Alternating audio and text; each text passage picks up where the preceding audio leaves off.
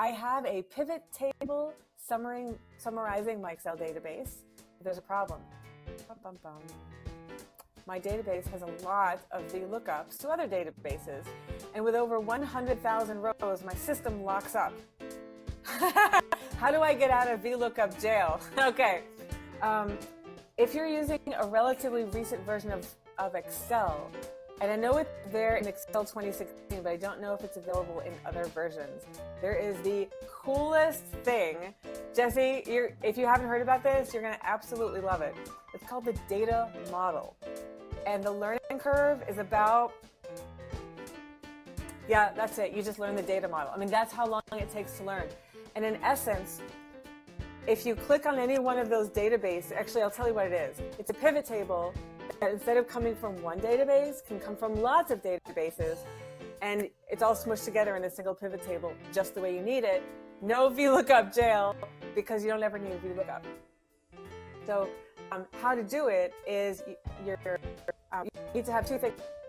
One, each database needs to be set up as a table, which pretty much means that you have your column headers, you have your data, you go to the Insert tab and you click Table. Boom, it's now a table. You have to make sure to name that table something, not like Table 1, but like Sales Database or Customer Lookup or whatever it is that you're analyzing. Give that table a name up in the upper left-hand corner when you have your table selected. So that's step one. Make sure that each database is actually a table. And step two is to add them to the data model. You can actually click on the Data tab, click to add them to the data model, which you don't really see. It's more like a concept. Picture it that your database is now like in the spotlight. And click on the button that says relationships, and you say, well, name in this database is the same as customer name in that database. Or amount in this database is the same thing as total in that database. Whatever it is, you make those connections, and those are the only two things you need to have in place.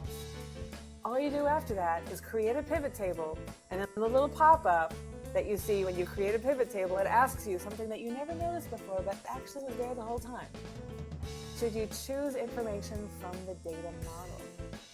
Yes. Click that little button to bring in the data from the data model. And click OK. You know what? I skipped a step. Somewhere along the way, you have to tell Excel. Oh, you have to click on the Add button on the Data tab. In a section with their buttons for the data model, you have to click to add those databases to the data model. That's why they have to be named. You create your pivot table from the data model just because there's a button that says so. Click OK, and boom, when you have your pivot table on the right-hand side of the screen, instead of just the one set of column headers that you normally see, it's divided into sections by database. They're all there, and you can do your dragging and dropping.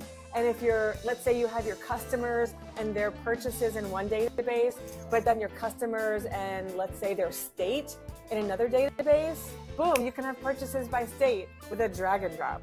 You can contact me privately if you'd like a demonstration of this. Heck, if you send me a spreadsheet, I'll even do it with your own data that you send to me.